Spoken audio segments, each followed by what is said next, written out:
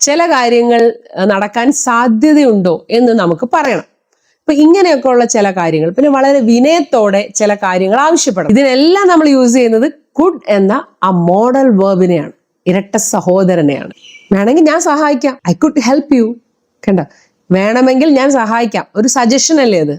അല്ലെങ്കിൽ ഒരു ഓഫർ, നാളെ വേണമെങ്കിൽ നമുക്ക് മീറ്റ് ചെയ്യാം കേട്ടോ, വി കുഡ് മീറ്റ് ടുമോറോ. വേണമെങ്കിൽ, അതാണ് ഇവിടെ വേണമെങ്കിൽ എന്നായി. You could try that restaurant, ആ പുതിയൊരു റെസ്റ്റോറൻറ്റ് ഉണ്ട്, അത് വേണമെങ്കിൽ നീ ഒന്ന് ട്രൈ ചെയ്യാം.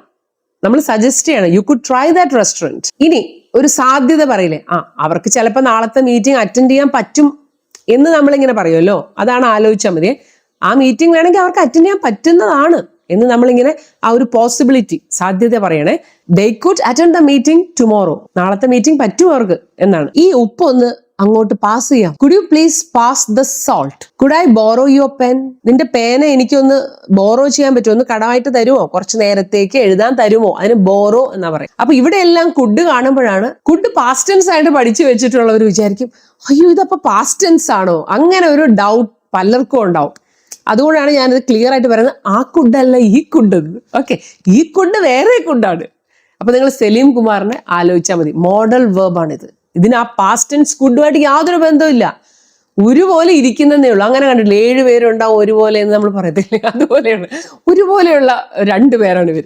ചിലപ്പോൾ നമ്മൾ പറയില്ലേ, വേണമെങ്കിൽ ഞാൻ വീട്ടിലിറക്കാം, I could give you a ride home. നമുക്ക് വേണമെങ്കിൽ പരീക്ഷയ്ക്ക് ഒരുമിച്ച് പഠിക്കാം കേട്ടോ, we could study for the exam together. ചിലപ്പോൾ നമ്മുടെ ചേച്ചിയും ചേട്ടനും ഒക്കെ പുറത്ത് പോകണം, പക്ഷെ അവരുടെ കുട്ടികളെ നോക്കാൻ അവർ എന്ത് ചെയ്യുമെന്ന് പറഞ്ഞ് നിൽക്കുമ്പോൾ നമുക്ക് ചെന്ന് പറയാം, I could watch your kids four A few hours.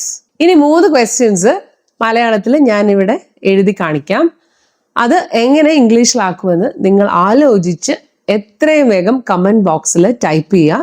അടുത്ത വീഡിയോയിൽ ഞാൻ അതിന്റെ ആൻസർ പറയും. ഓക്കെ, അപ്പൊ കഴിഞ്ഞ വീഡിയോയിൽ ഞാൻ 3 ക്വസ്റ്റ്യൻസ് തന്നിരുന്നു, അതിന്റെ ആൻസർ നമുക്ക് ആദ്യം കേൾക്കാം. കഴിഞ്ഞ video are you, do you, have you, ഇതിലേത് വെച്ച് ചോദ്യം തുടങ്ങണം എന്നുള്ളതിനെ കുറിച്ചായിരുന്നു.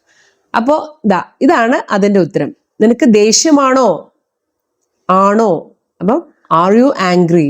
അതാ. നിനക്ക് ബിരിയാണി ഇഷ്ടമാണോ, എന്തെങ്കിലും ഇഷ്ടമാണോ എന്ന് ചോദിക്കുന്നതിന് ഡു യു ലൈക്ക് ബിരിയാണി. ഇനി നീ മമ്മൂട്ടിയെ കണ്ടിട്ടുണ്ടോ, നമ്മൾ എന്തെങ്കിലും കണ്ടിട്ടുണ്ടോ, ചെയ്തിട്ടുണ്ടോ,